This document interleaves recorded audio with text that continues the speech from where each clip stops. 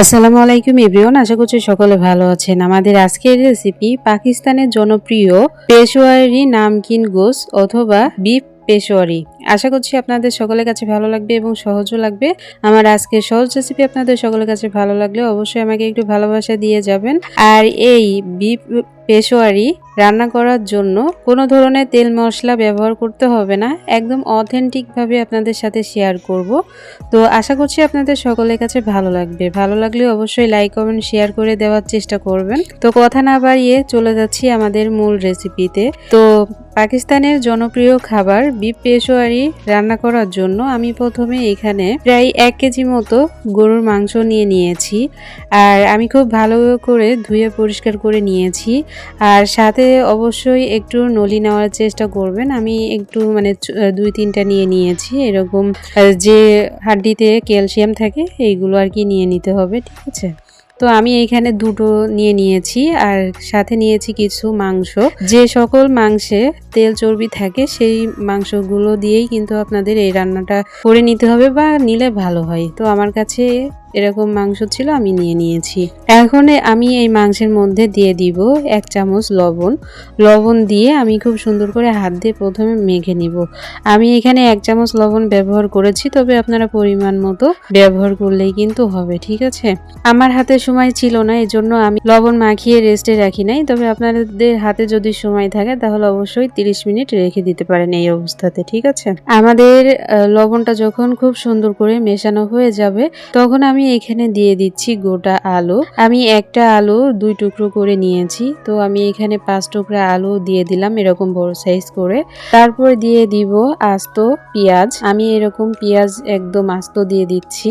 তারপরে 5টা দিয়ে দিচ্ছি হলো রসুন। আমি এখানে দেশি রসুনটা ব্যবহার করেছি, তবে আপনারা চাইলে বড়টাও কিন্তু ব্যবহার করতে পারেন। তারপরে দিয়ে দিচ্ছি বোম্বাই মরিচ। আমি এখানে 3টা বোম্বাই মরিচ এই যে মাঝখান থেকে একটু কেটে তারপরে দিয়েছি। আপনারা চাইলে আর একটু বেশি করেও কিন্তু দিয়ে দিতে পারেন। আর এখানে 2টো টমেটো আমি 4 টুকরো করে তারপরে এখানে দিয়ে দিলাম। আর দিয়ে দিচ্ছি 5 টুকরা আদা স্লাইস করে রেখেছিলাম, সেই 5 টুকরা আদা স্লাইস দিয়ে দিচ্ছি। আর সাথে দিব হলো 1 চামচ গোটা গোলমরিচ। আর এখানে দিয়ে দিচ্ছি 5-6টার মতো কাঁচা মরিচ আমি মাঝখান থেকে ভেঙে তারপরে এখানে দিয়ে দিচ্ছি। ব্যাস, এই তো সমস্ত কিছু দেওয়া শেষ। এখন এখানে দিয়ে দিব হলো পরিমাণ মতো পানি।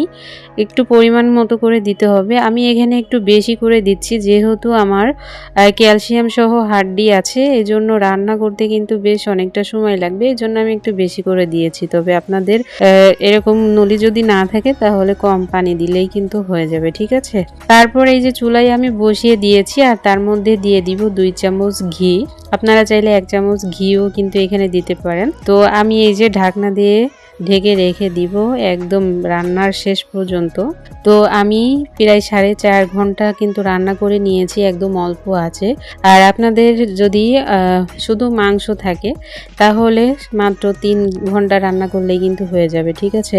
আর প্রেসার কুকারে যদি দিতে চান তাহলে তো আরও অনেক তাড়াতাড়ি হয়ে যাবে, এত সময় আপনাদের লাগবে না।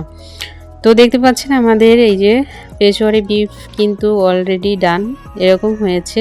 চুলাটা অফ করে দিয়ে আমি আপনাদের একটু পরিবেশন করে দেখিয়ে দিচ্ছি যে আমাদের পেশোয়ারি বিফটা কেমন হয়েছে। এরকম ভাবেই কিন্তু রান্না করতে হয় পেশোয়ারি বিফ।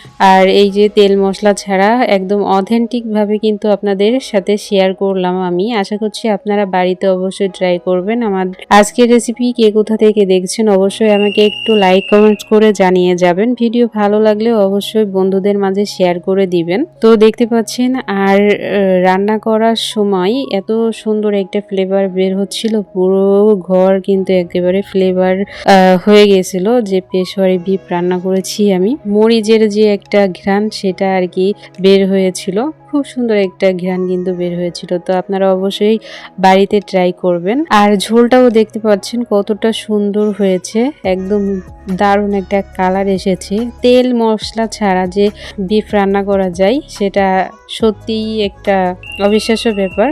তো এই তো দেখতে পাচ্ছেন আমাদের রেসিপিটা কেমন হয়েছে। লুকটা কিন্তু দারুণ এসেছে। আমার ক্যামেরাতে যা দেখা যাচ্ছে একদম বাস্তবে কিন্তু এর থেকেও আরো অনেক সুন্দর হয়েছিল। বাড়িতে অবশ্যই ট্রাই করে দেখবেন, ঠিক আছে।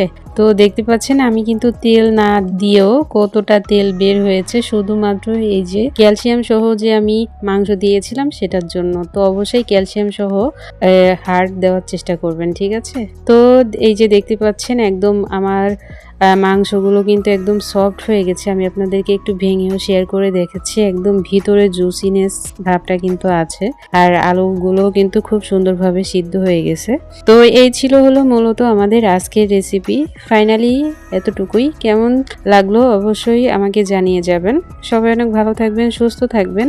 আমাদের পরবর্তী ভিডিও দেখার আমন্ত্রণ জানিয়ে আজ এখানেই বিদায় নিচ্ছি। আল্লাহ হাফিজ।